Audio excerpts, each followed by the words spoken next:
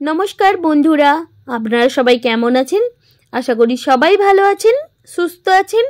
আজ আমি আপনাদের সঙ্গে শেয়ার করব নিরামিষ মাশরুম পোস্ত। নিরামিষ রান্নায় এই মাশরুম খেতে খুবই ভালো লাগে। তো চলুন রান্নাটা শুরু করি, আর আপনারাও পুরো ভিডিওটা দেখতে থাকুন।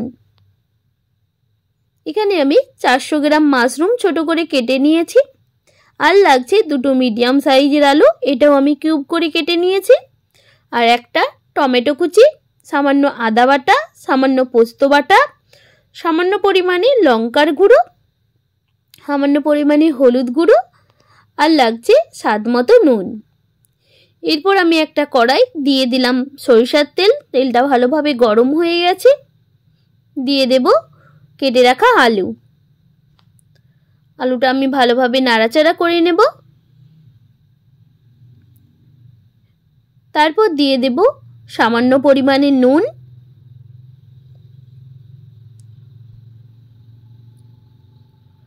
নুন দিয়েও আমি আরও 5 মিনিট মতো ভাজা করে নিলাম। আর ওই সাইডে মাশরুমটা আমি একটা প্রেসার কুকারে সামান্য নুন আর সামান্য জল দিয়ে একটা সিটি মেরে নিয়েছি। তারপর ওই তেলেই দিয়ে দেব মাশরুমটা।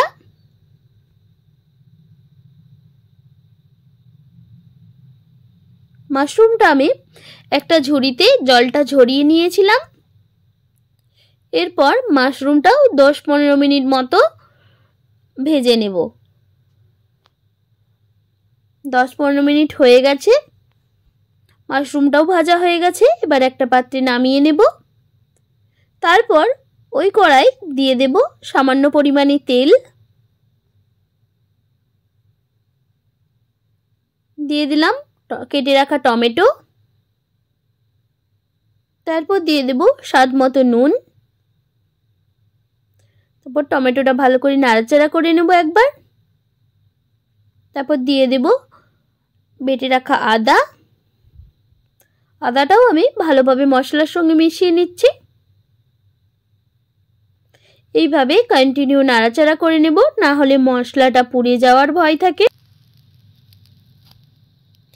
এইভাবে আরও 2 মিনিট মতো মশলাটা কষিয়ে নিলাম।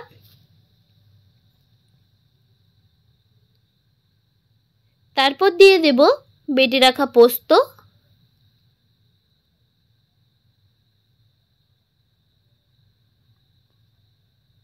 পোস্তটাও ভালোভাবে মশলার সঙ্গে মিশিয়ে নেব।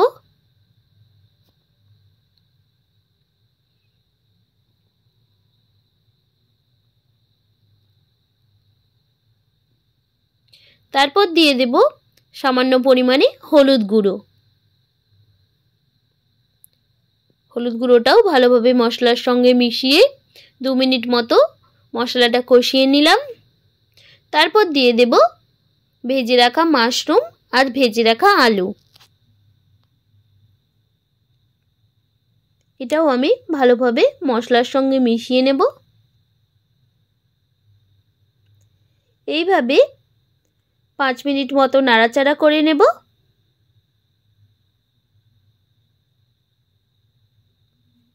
ভালোভাবে মশলার সঙ্গে নাড়াচাড়া করা হয়ে গেছে। এবার দিয়ে দিলাম সামান্য পরিমাণে জল।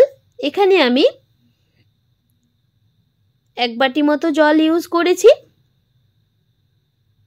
তারপর একটা ঢাকনা দিয়ে 10 মিনিট মতো ঢেকে রেখে দেব। ফিরে আসলাম 10 মিনিট পর।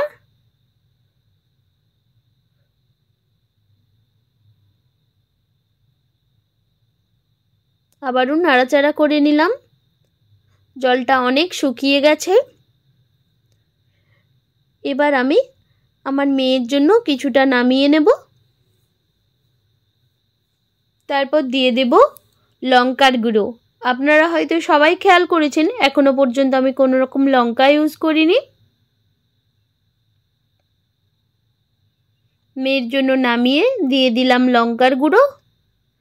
আবারও 4-5 মিনিট মতো এটা ভালোভাবে নাড়াচাড়া করে নেব। তারপর একটা পাত্রে নামিয়ে নেব। রান্নাটা হয়ে গেছে, একটা পাত্রে নামিয়ে নিয়েছি। আমার রান্না যদি আপনাদের ভালো লেগে থাকে like comment share and subscribe করে দেবেন।